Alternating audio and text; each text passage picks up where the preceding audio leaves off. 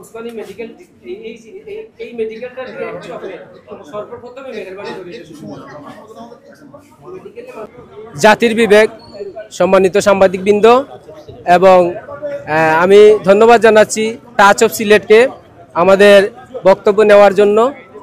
আজকে আপনারা জানেন সিলেটের একজন পরিচিত মুখ সিলেটে আসছেন, সিলেটের জেলা প্রশাসক হয়ে ম্যাজিস্ট্রেট সারওয়ার আলম সাহেব। উনি বাংলাদেশ সহ বিশ্বের মধ্যে অনেকেই উনাকে চিনে। উনি একজন সৎ এবং সাহসী ব্যক্তি হিসাবে আমাদের সিলেট আসছেন। আমরা সিলেটবাসীর পক্ষ থেকে উনাকে আন্তরিক অভিনন্দন এবং ধন্যবাদ জানাচ্ছি। এবং সাথে সাথে আজকে আমরা কনজিউমার রাইটস বাংলাদেশ সিলেট জেলা শাখার পক্ষ থেকে আমরা ফুল দিয়ে উনাকে বরণ করে নিয়েছি। এবং আমি সিলেটবাসীর পক্ষ থেকে, আমি কনজিউমার রাইটস সিলেট জেলা শাখার পক্ষ থেকে উনাকে বলেছি, আমি আজকে যেহেতু বলার সুযোগ নাই তারপরেও আমি সামান্য দু একটি কথা উনাকে বলেছি। এর মধ্যে উল্লেখযোগ্য ছিল আমাদের কথাটা যে সিলেট ওসমানী মেডিকেল কলেজ একটা ঐতিহাসিক মেডিকেল কলেজ, কিন্তু আমরা এখানে যেতে ভয় পাই।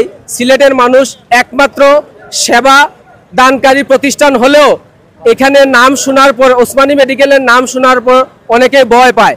আমরা প্রথমে আমি অনুরোধ করছি ওনাকে যে ওসমানী মেডিকেলের প্রতি দৃষ্টি দেওয়ার জন্য এবং আমাদের সর্বাত্মক সহযোগিতা উনি নেওয়ার জন্য, এবং ওনার পক্ষ থেকে যত সহযোগিতা লাগে আমাদেরকে দেওয়ার জন্য আমি অনুরোধ করছি।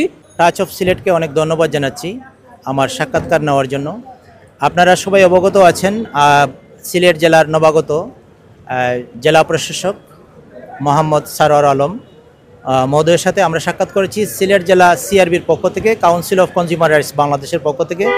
আমি সভাপতি মোহাম্মদ শরীফ আহমদ সহ আমার সেক্রেটারি এবং আমার সদস্যবৃন্দ সবাইকে, জেলা কমিটির যে দায়িত্বশীল যারা আছেন সবাইকে নিয়ে আমরা সাক্ষাৎ নিয়ে করেছি ওনার সাথে। এবং আমরা সিলেটের বিভিন্ন সমস্যা নিয়ে আমরা কথা বলেছি, বিশেষ করে বাজার মনিটরিং। আপনারা জানেন ভেজাল বিরোধী অভিযানে ওনার বিশেষ অবদান ছিল, বিশ্ববাসী ওনাকে চিনে।